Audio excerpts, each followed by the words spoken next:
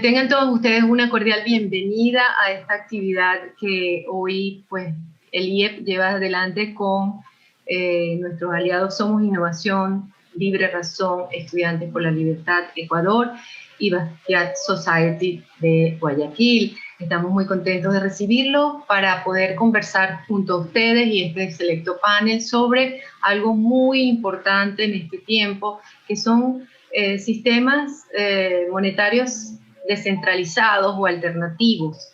Para ello vamos a tener un panel muy distinguido y unas anfitriones de primer orden. Quiero darle la palabra de inmediato a Erwin Ronquillo, nuestro presidente del directorio del Instituto Ecuatoriano de Economía Política, y seguidamente estará con ustedes para también unas palabras iniciales. Es Franco Martín López, director del Observatorio Urbano de la Fundación Internacional Bases de Argentina y representante de Somos Innovación, nuestro aliado en la región para temas de esta índole. Erwin, adelante, luego les presento a nuestro distinguido panel. Bienvenidos. Muchas gracias, Claudia. Muy buenas noches con todos, apreciados participantes de este foro. Es para el Instituto Ecuatoriano de Economía Política un privilegio poder profundizar en tendencias de innovación monetaria de la mano de dos profesionales con un gran dominio sobre esta materia, desde la perspectiva liberal, obviamente, como Francisco Salles y Paz Gómez, cuyos perfiles en un momento Claudia lo detallará con mayor amplitud. Pero además, con el respaldo de una organización regional como Somos Innovación, que es una red latinoamericana centrada en promover las soluciones de vanguardia para problemáticas tradicionales. Y los sistemas de emisión y distribución de dinero.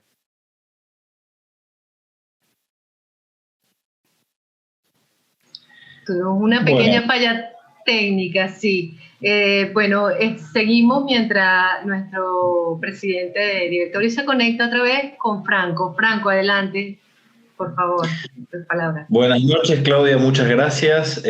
Como bien explicaste, mi nombre es Franco López, yo estoy en representación de Fundación Bases, pero para poner acá la representación de Somos Innovación, que es obviamente una organización, una red de organizaciones de las cuales Fundación Bases forma parte, pero que tiene una serie de aliados en toda Latinoamérica destinados para principalmente poder focalizar nuestros esfuerzos en hacer avanzar los cambios que requiere la región para que la innovación pueda realmente llevar el mayor nivel de progreso a la población de nuestros países.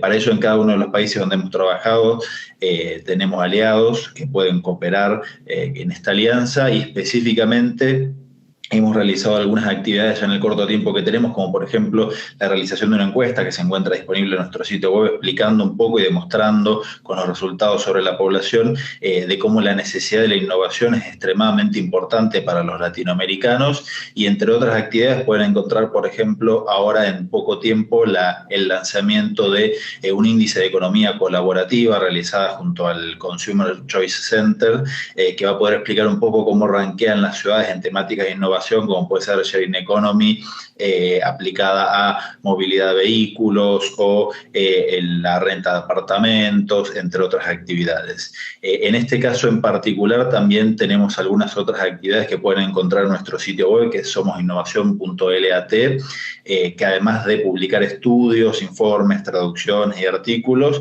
tenemos un podcast que está dirigido por Federico Fernández, que es quien lidera, por así decirlo, todo este proyecto, y donde, por ejemplo, en el capítulo 24 del podcast ya hemos podido entrevistar a Paz Gómez sobre la temática de gobernanza privada, ciudades privadas y lo que son las zonas económicas especiales, que de paso comento es el área de expertise mía en particular sobre urbanismo de una mirada liberal.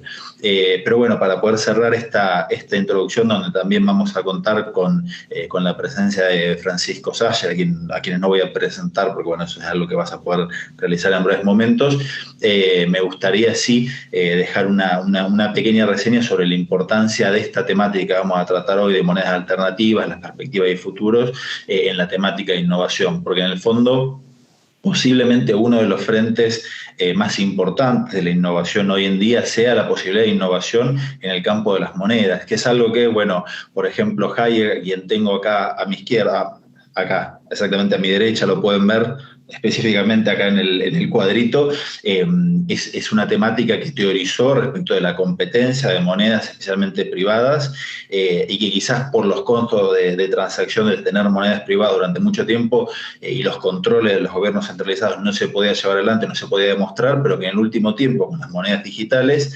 se está demostrando claramente.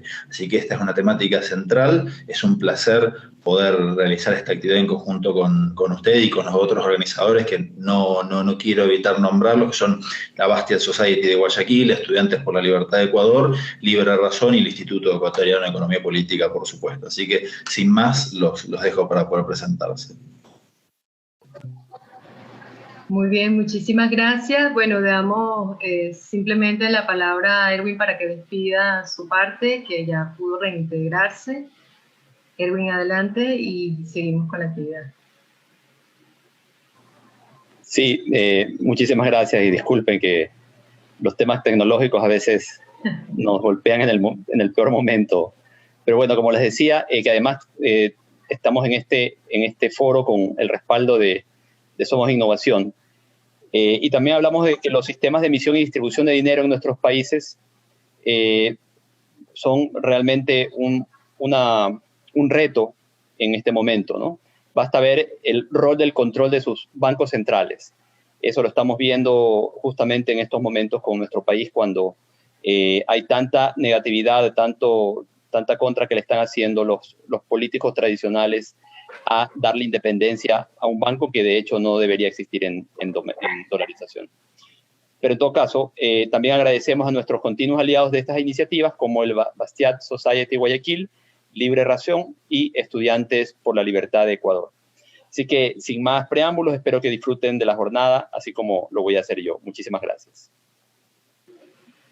Gracias, Erwin. Bueno, paso a presentar a Paz Gómez, encantadísima, pues ella siempre es amiga del instituto, es una analista de mercado financiero en Econ Américas y además es cofundadora de Libre Razón. Coordina el área académica de este think tank de Quito y además es líder en Ecuador del capítulo de Ladies of Liberty Alliance, que es Lola, se entiende, digamos, se identifica por Lola. Es licenciada en Relaciones Internacionales y Ciencia Política por la Universidad San Francisco de Quito y actualmente estudia una maestría en Ciencias de Blockchain aplicado a finanzas por la Universidad de Nicosia. Bienvenida, Paz, adelante y bueno, disfrútenla. Buenas noches con todos. Gracias primero a todas las organizaciones que forman parte de este evento y estoy feliz de estar en este evento, conversar sobre el tema, como ya se mencionó hace un momento. Realmente es un tema que va más allá de ser un simple tema que está en boga o cuestiones por el estilo, sino que es algo que vemos que cada vez se va posicionando más y se ve también la importancia de tomar partida dentro de la posibilidad de tener monedas digitales alternativas, porque también están surgiendo cada vez se ven más pistas de que van a surgir también monedas digitales por parte de bancos centrales. Entonces realmente es un tema que hay que discutirlo, hay que difundirlo. Y bueno, básicamente a partir de eso, realmente detrás de la parte tecnológica, y esto es algo que yo quería mencionar al inicio de mi participación, es que las monedas alternativas y las finanzas descentralizadas es todo un entorno.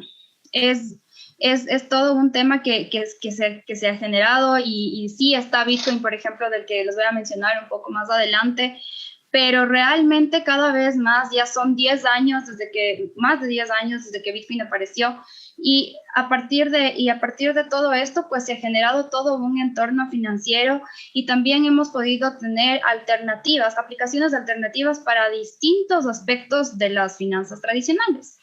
Entonces, para un poco entrar en materia y simplemente tener un poco la idea de qué son finanzas tradicionales, les quería primero hacer una comparación con el hecho de que yo creo que todos hemos sentido alguna vez esa satisfacción que te provoca cualquier sentimiento de independencia financiera, ¿no? Entonces, por ejemplo, desde el primer sueldo, un aumento significativo, pagar la última cuota de una deuda, todos estos tipos de escenarios, que tu emprendimiento empiece a ser sostenible, todo este tipo de escenarios, y hay muchos más, te genera satisfacción porque empiezas una nueva etapa financiera en tu vida que te permite tomar más y nuevas decisiones para mejorar tu vida o la de tus cercanos.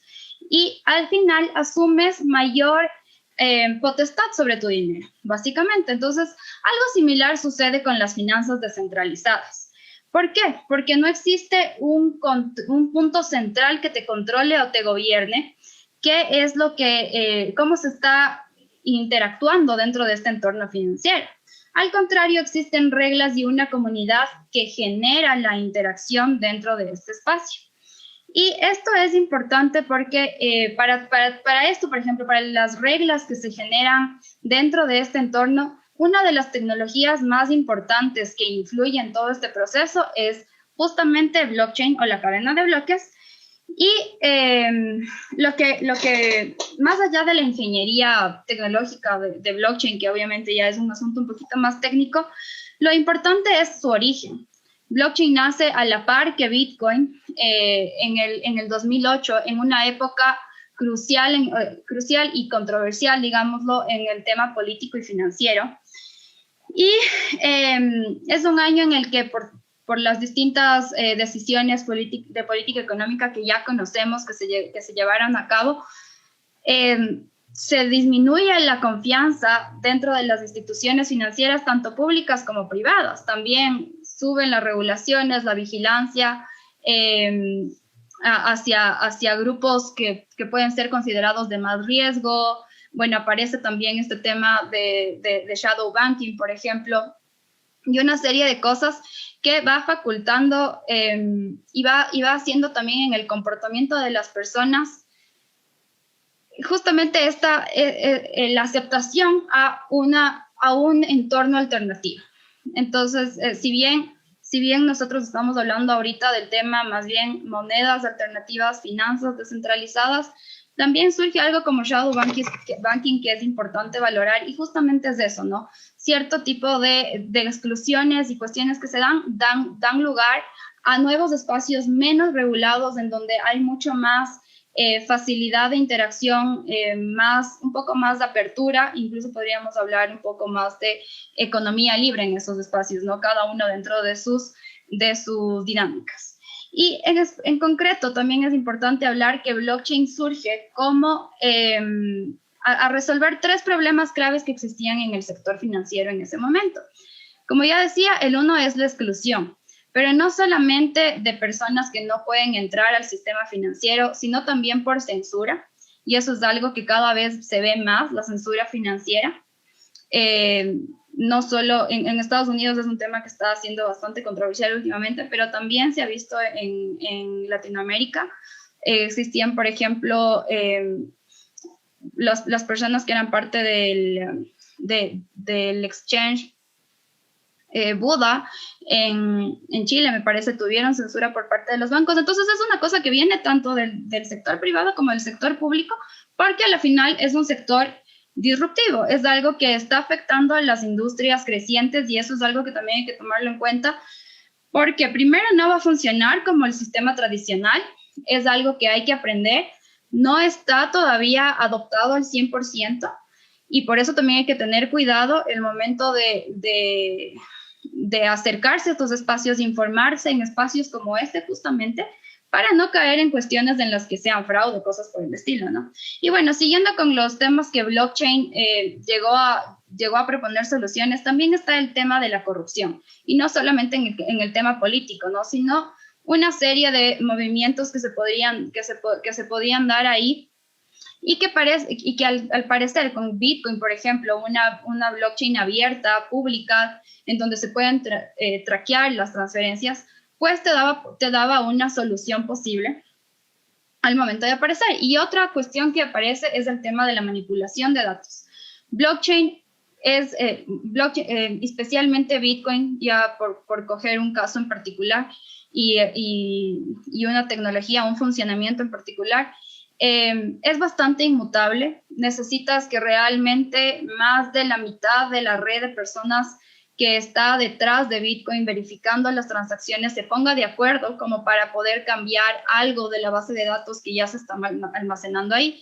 Entonces es bastante complejo que se pueda dar un cambio a la información, una manipulación que obviamente busque afectar. Y por el otro lado también podrían haber habido antes pérdida de datos accidentales, ¿no? Porque están en puntos centrales, en servidores centrales, o están en lugares físicos en donde puede haber un desastre natural, cosas por el estilo. Entonces, blockchain pasa a ser una solución de estos tres problemas que existían: exclusión, manipulación de información, y el otro es tema de corrupción o deshonestidad, así en general.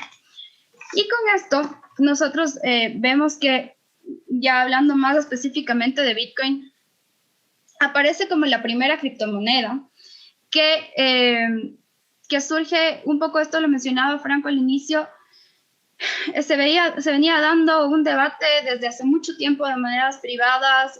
Hayek es uno justamente de las personas que más ha hablado del tema, que más indagó en este proceso, pero siempre habían algunos temas, tanto sea por el tema de oposición de ciertos intereses políticos o de otros lugares, de otros sectores, económicos o de la población, pero también por un tema tecnológico o por un tema de cómo solucionar ciertas cuestiones cruciales que necesitaban para que realmente haya un dinero electrónico y que pueda ser privado, que sea efectivo. Y Bitcoin con blockchain justamente resuelven ese problema, y el problema principal se llama doble gasto, que es que puede haber el problema de que alguien gasta el dinero y después no se registra a tiempo y se vuelve a gastar ese dinero, y luego hay obviamente problema de ahí con los fondos. Entonces ese es justamente uno de los temas que blockchain resuelve con este sistema de validación y con todo su tema de consenso, minería y todo, que bueno, ya realmente es un tema un poco más técnico y no quiero como que entrar tanto en detalle en ese tema, pero esto es justamente lo que permite que Bitcoin sea viable y que sea una cuestión que poco a poco va ganando relevancia y empieza en un entorno geek, en un entorno de conocedores en sistemas informáticos, pero con el paso del tiempo pasa a estar en el mainstream, ¿no? Utilizado ya por más personas. Cada vez se va haciendo esta adopción y se ve más o menos como la curva de adopción de temas de innovación, en el cual primero están los early adopters, luego los siguientes, y pues ya estamos entrando a un punto en el que ya empieza a haber una adopción un poco masiva de lo que es Bitcoin. Ahora, cabe recalcar que Bitcoin es la primera criptomoneda, y una de las cuestiones que también le da una ventaja es el código abierto con el que nace Bitcoin, que permite que justamente una serie de iniciativas adicionales surjan. Ahí están las denominadas altcoin, y no solo se quedan en ese punto, también llegan al punto de ser, en algunos casos, mucho más descentralizadas, en donde funcionan ya con contratos inteligentes, que básicamente entra un tema de que por parámetros que se cumplen dentro del código de programación, se cumplen ciertos parámetros y se van realizando las condiciones para pagos, transferencias que se realizan y cosas por el estilo. Entonces, todo esto, bueno, pues nos permite ver un escenario en el que reducimos intermediarios de una forma bastante significativa, intermediarios de nuevo en dos partes, tanto sector privado como sector público, pero aquí lo más importante y lo que al menos desde el punto liberal, pues nos surge justamente el interés y las ganas de difundir, de profundizar en el tema, es justamente el tema de el poder sobre el dinero por parte del sector público y en específico el monopolio de la producción y distribución que tienen sobre el dinero los bancos centrales en muchas de las jurisdicciones del mundo, ¿no? Entonces, aquí Bitcoin, por ejemplo, justamente nace como, bueno, o más bien dicho, se posiciona como un competidor directo de los bancos centrales y aparece con, ¿por qué? Porque aparece, por ejemplo, con una naturaleza, su algoritmo, su ingeniería, justamente tienen ya una política monetaria incorporada, lo cual puede ser modificado, sí, pero se modifica con una serie o sea, más bien dicho, con un mecanismo de gobernanza interna que tiene que funcionar por la comunidad. Pero básicamente se mantiene en una regla que se llama halving, y es que básicamente cada 4 años aproximadamente se disminuye la cantidad de nuevos bitcoins que salen por medio de recompensas a quienes minan Bitcoin, y finalmente va a llegar en un punto en el que existan 21 millones de Bitcoins, y eso es lo que habrá. Entonces, al ser así, nosotros nos enfrentamos a un sistema, a un modelo distinto, a algo que puede funcionar fuera de los parámetros que teníamos pensados. Como les mencionaba antes, no es lo único. Luego empiezan a aparecer ciertas monedas que tienen otros sistemas, incluso hay algunas monedas que tienen sistemas inflacionarios que no tienen límite de emisión, que seguirán creciendo, otras que queman significa como que desaparecen ciertas monedas en algún momento, y cosas por el estilo. Entonces aparecen ciertos escenarios, y lo importante aquí, que también me parece, más allá del tema solo financiero, es el tema de la gobernanza que se da, de cómo el panorama de las monedas alternativas nos han permitido observar que existen una serie de modelos de gobernanza que se pueden llevar a cabo, y cómo se puede vivir o incluso interactuar entre distintos regímenes de gobernanzas. Entonces aquí nosotros vemos todo. Se pueden aplicar una serie de conceptos a esto, como incluso el tema de más o menos de votar con los pies, pero dentro de estos escenarios, dentro de estas comunidades de criptomonedas, porque justamente es aquí donde se puede decir, bueno, entonces yo me voy por esta, y en esta criptomoneda ya existen otras dinámicas, ¿no?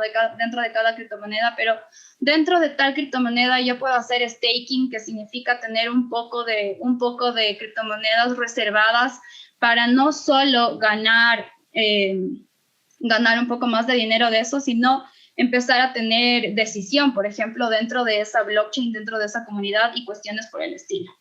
Y bueno, regresando al tema del Banco Central, Bitcoin, además, surge, más bien dicho, nos hemos enfrentado a un escenario en el que el 2020 Bitcoin se evaluó de una manera impresionante. Y no se evalúa de una manera impresionante así por la nada, sino que tiene una de las razones más importantes por las que se da esta subida del precio de Bitcoin, es justamente porque durante la pandemia nosotros vimos cómo todos los bancos, muchos bancos centrales tomaron la decisión de emitir más dinero o utilizar ciertos instrumentos monetarios para incrementar el circulante en los países y todo este tema. Entonces, cada vez que esto pasa, y especialmente de manera masiva, ya la crisis del 2008 es una seña de eso, se pierde más confianza en el sistema tradicional monetario. Y esto es lo que permite que justamente cada vez las personas se vayan interesando más en monedas alternativas que funcionan de forma diferente, que no están dependiendo de una institución, y peor en los países con menos institucionalidad. Si bien nosotros ahorita contamos con el dólar estadounidense, también tenemos que cuestionarnos de esas cosas, incluso por el tema de la Reserva Federal o por cualquier circunstancia que pueda nacer, también como otra iniciativa dentro del Ecuador. Y aquí y profundizando un poco más en el tema de las monedas, de monedas digitales de bancos centrales, que son un riesgo cercano.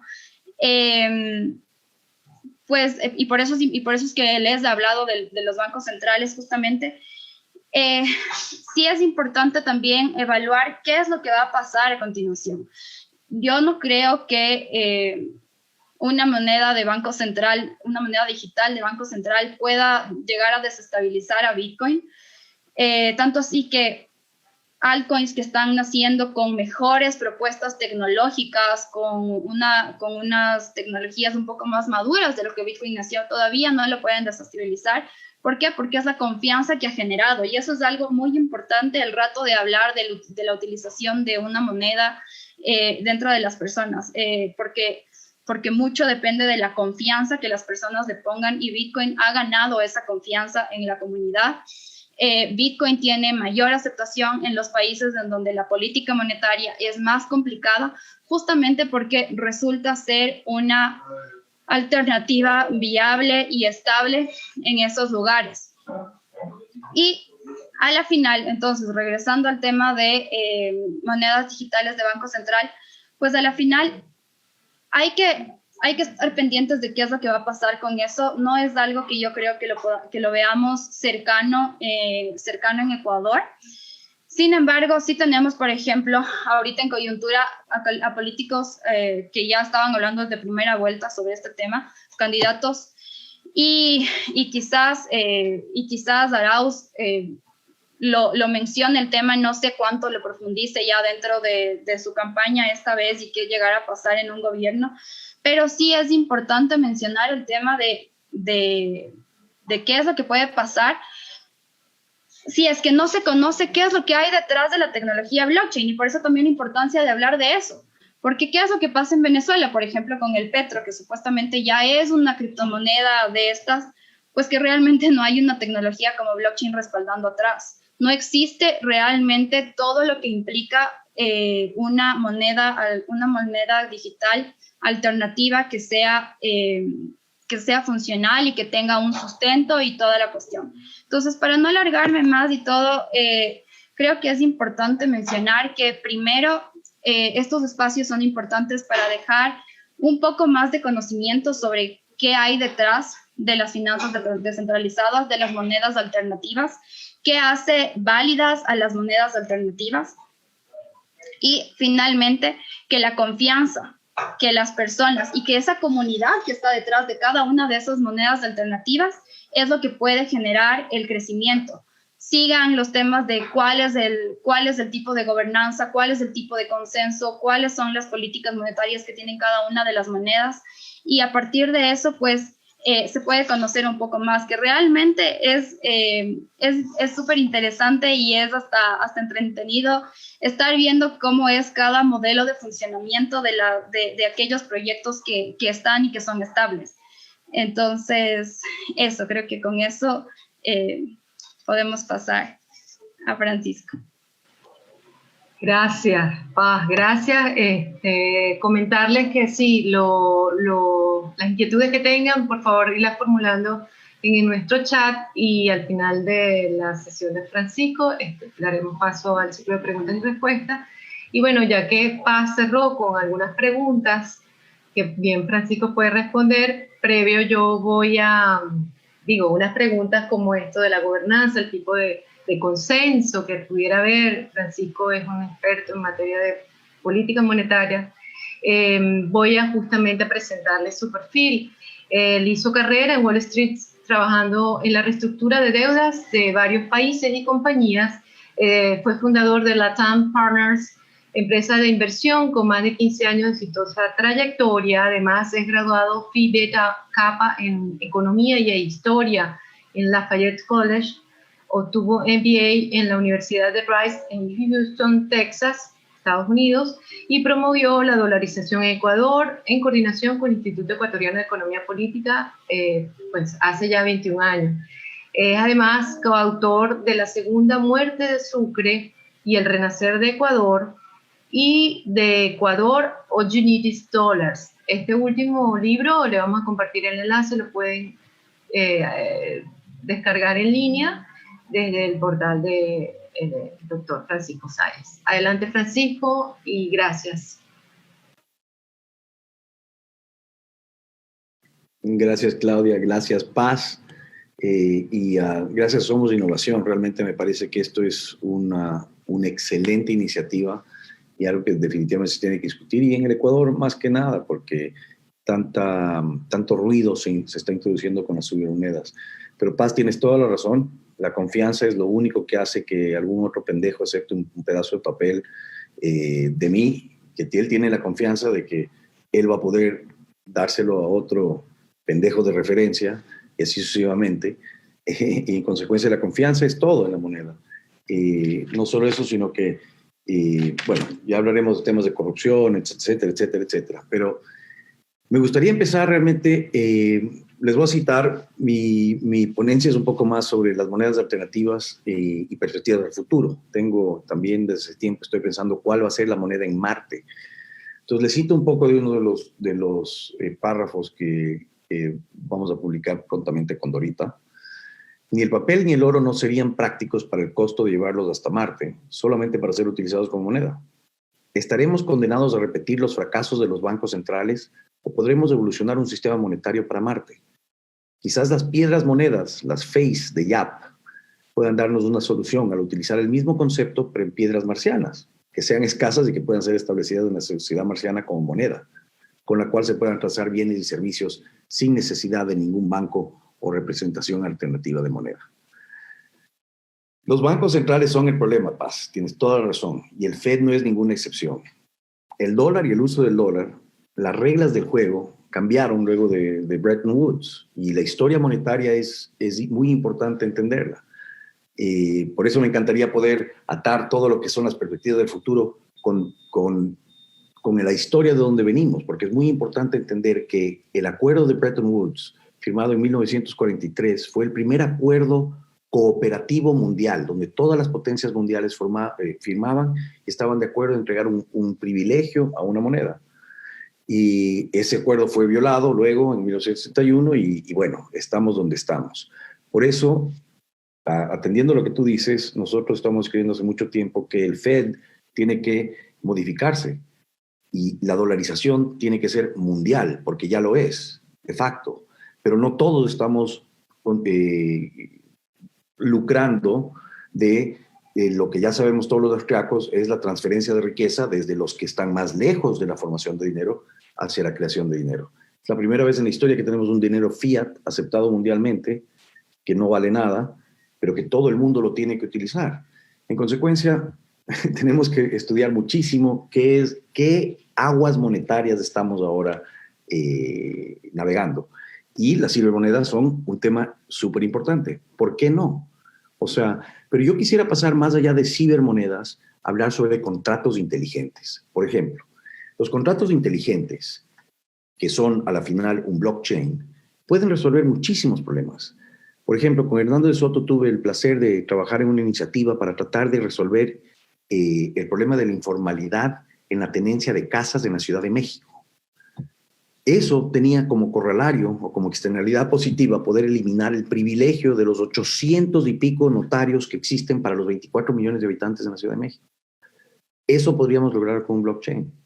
Asimismo, lancé una iniciativa para preservar agaves silvestres con monedas de vidrio, una vez más utilizando blockchain. Entonces, las posibilidades del blockchain definitivamente están aquí, van a estar aquí, y creo que como moneda tenemos que estudiar hacia dónde van. Porque acordémonos que la función de la moneda es esencialmente cumplir tres condiciones simultáneamente: ser reserva de valor, ser unidad de cuenta y ser medida de cambio. Para ser medida de cambio, esto implica aceptabilidad.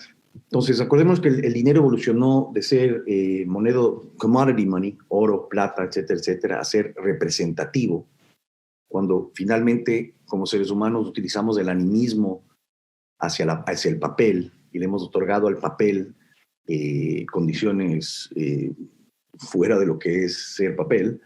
Y en consecuencia, no solo hablo de los billetes, sino también de los contratos. Y los contratos son claves para la época de los contratos inteligentes. Y ahora hemos logrado pasar a lo que es fiat money. No tiene valor intrínseco y es solamente gira porque supuestamente tiene valor coercitivo. pero el dólar no gira en India porque tiene valor coercitivo. Entonces hay que buscar qué otras cualidades ha evolucionado el dinero durante los últimos años. Aparte de esas tres primeras condiciones que son simultáneamente necesarias, reserva de valor, unidad de cuenta, medida de cambio, hay otras cualidades que ha desarrollado el dinero: durabilidad, portabilidad, divisibilidad, uniformidad, cierta escasez y aceptabilidad. Aceptabilidad. Entonces, ¿qué es una cibermoneda? Es un contrato inteligente, completamente desmetalizado, sin respaldo alguno más que la fe de los contractuantes. Vuelvo y repito. Un contrato inteligente, completamente desmetalizado, sin respaldo alguno más que la fe de los contractuantes. ¿Suena familiar? Pues debería, porque así es el dinero hoy. Hoy por hoy transamos en ceros y unos, completamente desmetalizados. Usamos tarjetas de crédito. Está completamente desmetalizado nuestro dinero y es aceptado en todo el mundo y no tiene ningún respaldo. Ese es el dólar. Pero es la moneda mundial. Y el reto para cualquier cibermoneda va a ser la aceptación universal. O sea, ¿cómo va a lograr ser aceptado universalmente para ser el referente sobre el cual se transan las otras cosas? Sobre el dólar se vende y se cotiza el precio del crudo. Sobre el dólar se cotiza el precio del banano. ¿Cuándo va a ser el Bitcoin o cualquier otra moneda el referente para todos de una moneda mundial? Porque una cibermoneda tiene que ser mundial. Si no, no tiene ningún sentido. Y por eso, entre otras cosas, es que las ideas de lanzar cibermonedas para poder romper las reglas monetarias en nuestros países es irrisoria y es contraproducente. Lo único que hace es encarece el tipo de cambio. O sea, no se va a ir la dolarización. No se puede ir la dolarización. Primero, o sea, simplemente por tecnología, pero más importantemente simplemente por logística. ¿Cómo suplantarían el stock de dinero en la calle de la noche a la mañana? Claro que todo se puede con incrementadas dosis de violencia, pero si nos ponemos a identificar qué es lo que ha salvado el Ecuador es la dolarización. Dejemos de hablar de que se puede desdolarizar. Eso ya es algo del pasado. Desgraciadamente seguimos hablando de qué se necesita hacer para afianzar o ayudar a que exista una deflación por shock de oferta. Pero bueno, digreso. El reto de cualquier cibermoneda es la aceptación universal. ¿Y qué tenemos? Podemos irnos a las zonas monetarias óptimas. Eventualmente, ¿cuál será la zona monetaria óptima mundial? Es el dólar ahorita. Pero si debatimos dólar, yuan, CiberX, porque puede ser Bitcoin o puede ser cualquier otra. Pero ¿cuáles van a ser también las monedas dentro de la Tierra y dentro de Marte? Ahora, sabemos que ya podemos emitir sin aceptar, sin tener ningún respaldo, y que la única barrera de entrada para las cibermonedas será la tecnología y la aceptabilidad de la misma. En el caso del Ecuador, una cibermoneda mágica no va a arreglar absolutamente nada. La aceptabilidad tendría que ser forzada a través de violencia y eso sería un desastre total, no solo político, sino que es logísticamente imposible. Y quisiera que ya ese tema lo podamos poner a dormir finalmente para que las tasas de interés puedan bajar y que empecemos a atraer verdaderamente una banca internacional en el Ecuador. Desgraciadamente tenemos un discurso por el lado del sistema económico, del sistema político, peleado con la apertura económica. Porque, por ejemplo, o sea, dentro de una moneda cibernética, ¿cómo vamos a contabilizar balanza de pagos? O sea, tendría que convertirse en una moneda de referencia para ser contabilizada en la balanza de pagos, un concepto kuznesiano que ya no tiene absolutamente ninguna asidero, más que para poder hacer ciertas comparaciones. Lo mismo el PIB. Entonces, ¿cómo mediríamos nosotros todo este embalaje que hemos creado con una cibermoneda? Tendría que ser una cibermoneda que con mucha calidad desplace al dólar. Pero, sin embargo, ya vivimos un mundo de cibermonedas. O sea, eso es lo que tenemos que darnos cuenta. El dólar ya es una cibermoneda cuando transamos con ella en una gran medida. Pero necesitamos encontrar aquello que pueda competir con el dólar eventualmente o que el dólar comparta su señoraje con todo el resto del mundo. Entonces, ¿viene o no viene la cibermoneda que reemplaza el dólar? Eventualmente sí, pero requiere de muchas condiciones para poder convertirse en la referencia mundial aceptada en todas partes. Por eso es que discutir una cibermoneda en Ecuador es ridículo. Si vamos a hablar de cibermonedas, hablemos de cibermonedas mundiales. Y por eso creo que este foro merece una discusión un poco más profunda sobre el tema. El Bitcoin es una excelente inversión, ha sido una buena inversión, pero sigue siendo una jugada especulativa, a mi criterio. O sea, entiendo y he leído más que algunos en el tema de cómo funciona, o sea, creo en los contratos inteligentes, entiendo el blockchain bien, pero igual, o sea, no me he sentido cómodo invirtiendo en Bitcoin, aunque sé que me he pasado muchas oportunidades especulativas, porque realmente creo en el oro. O sea, el oro nunca va a ser reemplazado como referente de moneda en el mundo. Sigue siendo ese elemento escaso, ese elemento que queremos, ese elemento que tiene un valor de uso, que tiene un valor sentimental, que queremos tener. Es curioso, es un mineral que existe en la Tierra, pero no existe en Marte y no vamos a llevarlo a Marte nunca. Entonces, antes que nada, cierro el tema de las monedas porque pienso que eventualmente habrá un emisor privado, capaz en Suiza, que puede emitir papeles convertibles en diferentes lugares en el mundo a oro o a plata, porque la plata va a ser mucho más fácil de transar en pequeñas cantidades que una moneda de oro que vale $1,300. Si quieres comprar una cena, no vas a pagar con una moneda de oro, vas a pagar con una moneda de plata monetizada. Y el único país que está haciendo eso aquí en Latinoamérica es México. Por eso Carlos Salinas Pliego tiene toda la razón. México es el que los puede volver a poner en un patrón plata eventualmente, tal vez a través de papel convertible por un sistema privado. Pero eso no resuelve el hecho de que el oro y la plata son minerales que existen aquí y que no son para nada transferibles a Marte económicamente hablando, tampoco el papel. Entonces les hago la pregunta, ¿cuál sería la moneda que deberíamos, que Marte va a necesitar para poder ser poblada? A mi criterio es el agua. Eventualmente vamos a tener que colonizar Marte y necesitamos agua. No es gratis colonizar Marte. Entonces, desgraciadamente, el emprendimiento de colonizar Marte sería un gran alimento al keynesianismo porque no tenemos una solución para el keynesianismo ahorita. Entonces podríamos crear toda una industria que empezaría con minería de agua, etcétera, etcétera, etcétera. Pero para poder emigrar a Marte se tendrá que tener suficientes litros de agua asegurados para sobrevivir. No podrías quitarle litros de agua a alguien más. Y esa agua tiene que venir aquí o de la minería. Entonces, eventualmente podremos transar electrónicamente o como ustedes quieren, pero el referente de moneda va a ser agua. Los abuelitas van a poder comprar litros de agua para que sus nietos y sus bisnietos eventualmente puedan colonizar Marte. Evidentemente serán perfectamente transables en un mercado secundario. Entonces, ¿cómo llega el agua a Marte? Yo creo que con incentivos suficientes se logrará minar agua en la Luna y en el espacio y hacer todo lo que tiene que hacer el ser humano. Y dentro de ese desarrollo, el ser humano evidentemente va a encontrar las formas de resolver la reserva de valor, cómo recibo yo valor y lo puedo entregar luego, resolviendo la doble coincidencia de las necesidades.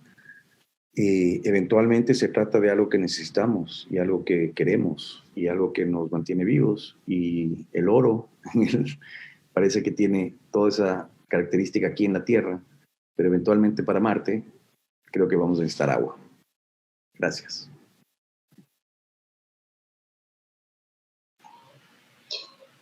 Muy bien, Danilo, adelante entonces con las preguntas y gracias a ambos por sus intervenciones muy ilustrativas. Gracias, Claudia. Buenas noches con todas las personas que nos acompañan. Bueno, ahora voy a leer las preguntas que tenemos en el chat. Juan Castro pregunta, ¿qué manifiesta el Banco Central respecto al Bitcoin? Paz, quizás tú nos puedas ayudar sobre este tema. El Bitcoin, ¿qué opinan los bancos centrales respecto a esta alternativa? Bueno, en los bancos centrales así en general tienes distintas perspectivas. Creo que en ningún caso hay una aceptación al 100%, obviamente, de Bitcoin y de ninguna criptomoneda. Más bien todos están buscando cuál puede ser la alternativa que surja.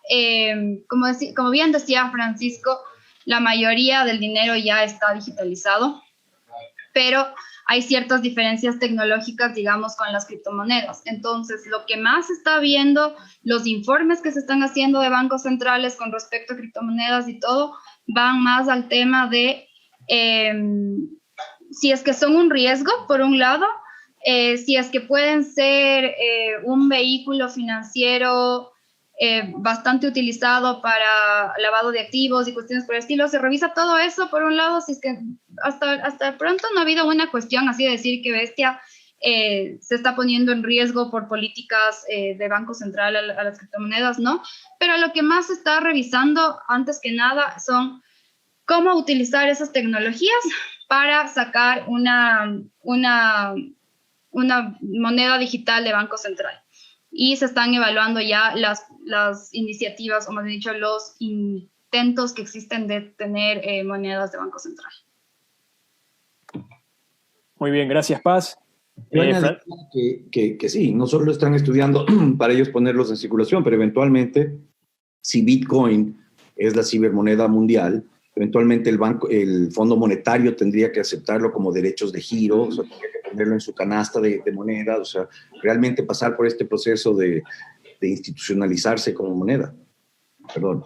Sí, y justamente como para añadir a eso un poquito, sí se están haciendo una serie de estudios más allá de lo que se pueda decir sobre cómo censurar, por ejemplo, sobre cómo, más que censurar como tal, o sea, cómo seguir al flujo del dinero de tal forma que les permita mantener las políticas y el rol que tienen en la actualidad con el tema de cómo traquean el dinero, ¿no?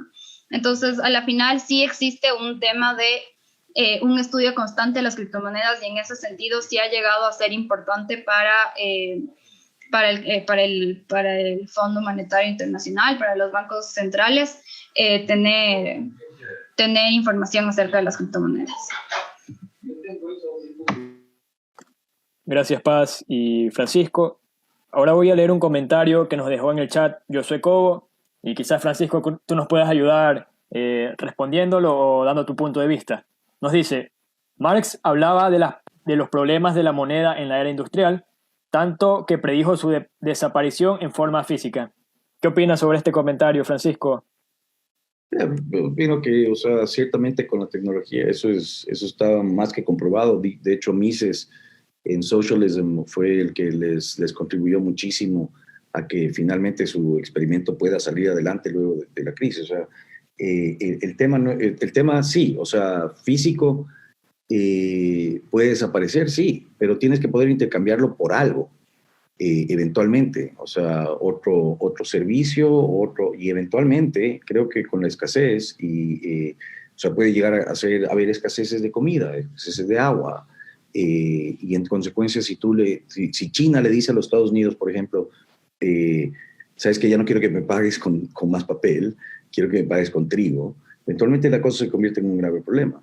Entonces, pienso que sí, las monedas pueden desmaterializarse completa y totalmente, pero eventualmente son representadas en algo, en algún valor. Y el tema es que las monedas resuelven o deberían resolver el problema de que el valor es indistinto, que representa el valor entre las partes subjetivamente, pero temporalmente. O sea, el secreto de la moneda es que no la quieres mantener. Una de las cosas curiosas de la moneda es que la moneda es simple y llanamente algo que eventualmente quieres deshacerte de ella, porque intrínsecamente la moneda no te da a comer. No sé si respondí la pregunta, me fui más filosófico con el tema. No, sí, perfecto. Gracias, Francisco. Paz, tenemos una pregunta de María Leonor Cobo. Nos dice, en tema de blockchain, ¿cuál es más segura? ¿Ethereum o Bitcoin? Bueno, yo creo que ahí un poco depende de qué parámetros de seguridad vamos a evaluar. Por ejemplo, Ethereum te permite generar muchas más aplicaciones dentro de la blockchain y esto se hace justamente mediante contratos inteligentes, pero al mismo tiempo esta facilidad de generar contratos inteligentes y todo también puede facultar el error humano un poco más. Entonces, en ese tema también dependería ver bien la estructura de cada una de las aplicaciones que están dentro de Ethereum. Si vemos por el otro lado seguridad con respecto a, no sé, privacidad y cuestiones por el estilo, también tiene su plus Bitcoin con respecto a Ethereum, puede ser un poco más privado. También en el tema de cómo se toman las decisiones, Ethereum puede ser un poco más centralizado que Bitcoin. Entonces, realmente ahí hay algunos parámetros. Si estamos viendo por tema de privacidad, hay monedas, hay otras blockchains que facultan mayor privacidad, y también hay aplicaciones que generan más. Por ejemplo, en Bitcoin se puede realizar una cuestión que se llama CoinJoin, y básicamente ahí tú logras que las transacciones vayan un poco más privadas que una transacción normal. Entonces es un poco, creo que depende de los parámetros. Ahora, así como que en general yo diría que Bitcoin un poco más, pero no por desmerecer a Ethereum, que creo que es una muy buena tecnología también.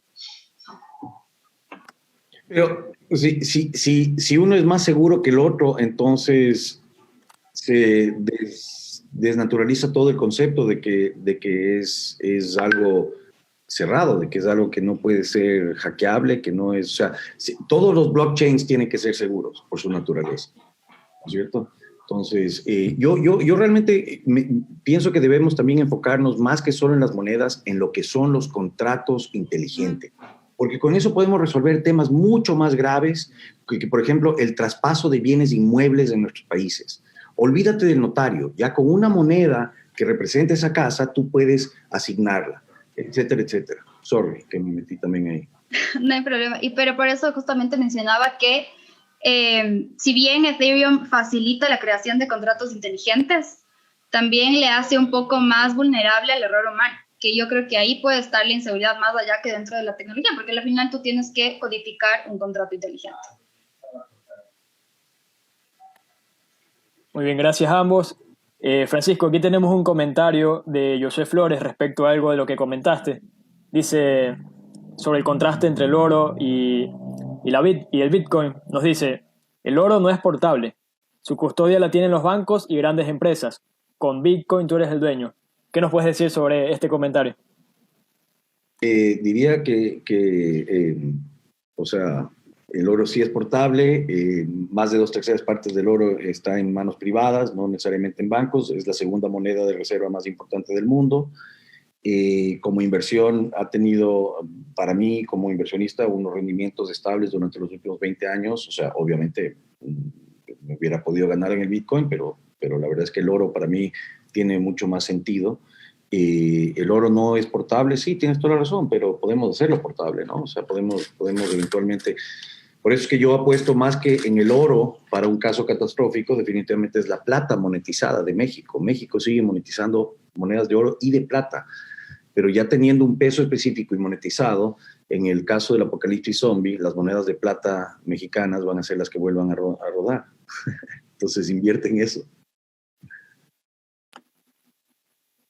Muy bien, gracias Francisco. Moisés Velázquez nos pregunta, ¿pueden explicar la diferencia entre una criptomoneda como Bitcoin versus una moneda electrónica que desean plantear ciertos gobiernos en sus países? Francisco o Paz, no sé a cuál de ustedes. Paz, ¿nos puedes ayudar con esa pregunta? Sí. Paz, es la experta. A ver, bueno, básicamente, primero, la diferencia otra vez está en la blockchain, en la cadena de bloques o el sistema contable distribuido que utilizan cada una de las monedas, y esto puede tener diferencia incluso dentro de las criptomonedas, digamos, privadas. Entonces, ¿cuál es la mayor diferencia que va a haber con respecto, tomemos de referencia a Bitcoin por ser también la tecnología más conocida, con respecto a una de gobierno? Bueno, Primero, en gobiernos en que no son tan transparentes como en el caso nuestro, como lo que ya se dio de la moneda electrónica, por ejemplo, o el caso del petro. Primero, que quizás ni siquiera está sustentado en tecnología blockchain, sino que solamente es una moneda electrónica que básicamente es una base de datos ahí centralizada y punto y se acabó. Ahora, también es posible que las monedas que sí estén basadas en tecnología contable distribuida, no necesariamente en una blockchain, estén en blockchain privadas, que es como se les denomina. Entonces, básicamente estos no va a ser una red de nodos que pueden estar en cualquier parte del mundo, etcétera, tan abierta como en el caso de Bitcoin, sino que sea una blockchain que tenga permisos, que sean ciertos nodos los que puedan justamente tomar una decisión, validar las transacciones dentro de esto, y también puede hacer que haya ciertas diferencias, y eso es justamente en los informes de los bancos centrales con respecto a monedas digitales de Banco Central, se puede leer un poco, es el tema de cómo van a ser estas criptomonedas. En algunos casos quizás no son para la utilización general de las personas, como es el caso de Bitcoin, sino que sean reservados para ciertos transacciones internas que se den entre bancos y Banco Central, etcétera. Y en otros casos en los que sí sean, que ahí se puede estar pareciendo un poco más, pero resulta que la billetera, digamos, de estas criptomonedas va a tener el Banco Central. Entonces, de cierta forma, el Banco Central sigue siendo custodio de tu dinero, que no le sucede ahora, que tú puedes poner tus criptomonedas en una billetera descentralizada. También puedes poner en billeteras centralizadas que están de custodios, como por ejemplo Coinbase, pero puedes tenerla en una totalmente descentralizada que solamente funciona con un contrato inteligente. Entonces, ya muchas de las diferencias se irán a dar con qué tecnologías implementan y hasta qué permisividad se les dan a las criptomonedas, más bien dicho, a las monedas digitales de bancos centrales. Gracias, Paz. Tenemos una pregunta de Arturo Pozo que nos dice: ¿cuál es el valor del Bitcoin al momento y cuál de las criptomonedas se recomienda comprar? Paz, tu opinión aquí en este tema. Bueno, ahí sí ya es un poco más particular la pregunta. El Bitcoin ahorita está en más o menos $54,000, un Bitcoin. ¿Y cuáles criptomonedas se recomienda comprar? Yo no voy a recomendar ninguna en particular. Me gusta mucho el proyecto de Cardano, eso sí, Cardano es la blockchain, ADA es la criptomoneda. Tienen una cuestión bien transparente, han ido avanzando, evolucionando, y es uno de los proyectos que más me gusta, aparte de Bitcoin, digamos. Sin embargo, considero que realmente es una cuestión de revisar cuáles son los proyectos y cuáles son las digamos, en qué se está sustentando el valor de la criptomoneda que se quiere comprar. Porque sí hay un tema bastante especulativo, y especialmente esas ICOs chiquitas que surgen por ahí, pues hay que tener mucho cuidado. No solo porque vayan a hacer fraude necesariamente, sino porque no necesariamente todas despegan. Y para estar invirtiendo en esas, pues tienes que tener ya un seguimiento constante al mercado para saber en qué momento entrar, en qué momento salir y cuestiones por el estilo. Pero caso contrario es revisar el proyecto, un proyecto que te llame la atención, un proyecto que sepas que va por buen lado. Y mucho aquí sí funcionan mucho los foros de personas que conocen sobre los temas, que te pueden también informar sobre qué es lo que está pasando en esos espacios y en esas comunidades de blockchain. Gracias, Paz. Tenemos una pregunta de Freddy Farías, que dice: ¿cómo se ve la aceptación universal de las criptomonedas? ¿Como algo cercano o lejano? Francisco, quizás tú nos puedas ayudar con esta pregunta. Todo depende de en qué tiempo mides las cosas. O sea, lejano o cercano. Fíjate, no sé qué edad tienes, pero estoy seguro que hay mucha gente que nos escucha que nació ya en un país dolarizado, no entiende lo que es un país no desdolarizado, y por eso hay mucha confusión. Entonces, las cibermonedas mundiales a largo plazo, a corto plazo, yo te diría que es más allá de tu horizonte de inversión en términos de lo que tienes de vida. Entonces, si estás dispuesto y tienes excedentes de liquidez que puedas dejar para tus nietos y tus bisnietos, entonces capaz que sí.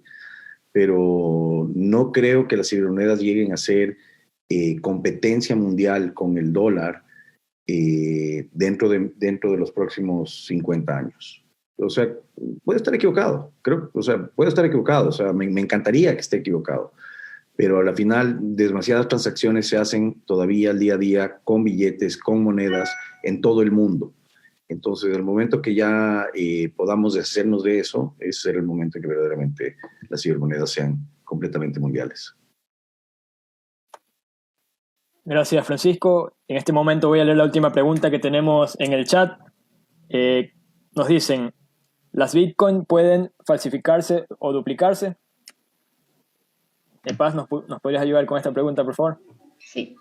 Duplicarse, no, justamente por lo que antes explicaba, que la tecnología de blockchain evita el doble gasto de esto. Entonces, justamente, ¿y qué es lo que hacen? Lo único que hacen los nodos de mineros al rato de validar una transacción es justamente ver que existan los fondos dentro de la billetera de la persona que está enviando esos bitcoins a alguien más. El rato que se verifica que están esos fondos ahí, se valida la transacción. Entonces, no pueden duplicarse. Falsificarse tampoco pueden falsificarse bitcoins de verdad. Pero ¿qué es lo que puede llegar a pasar? Y ahí sí hay que tener mucho cuidado, es que obviamente se crea un esquema, se crea un sistema informático y se empiece a hacer fraude a las personas con eso. Entonces hay que tener el conocimiento de, por ejemplo, cómo están las billeteras. Por ejemplo, en el caso de Bitcoin y Ethereum, tú puedes saber con qué caracteres empiezan las direcciones de las billeteras a las que vas a enviar dinero o de las que vas a recibir dinero y cuestiones por el estilo.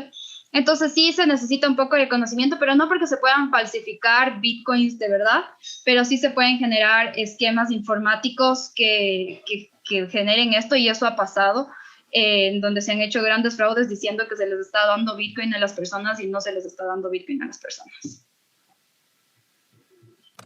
Muy bien, gracias Paz y Francisco por responder las preguntas de las personas que nos acompañan. En este momento le doy la palabra a Claudia Furiat.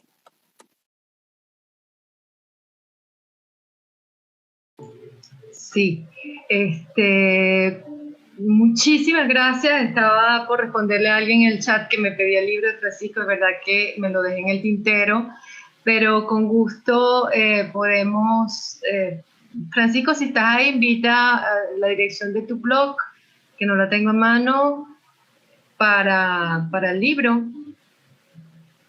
Aquí nos lo va a dar. Y bueno, a todos, ok, perfecto.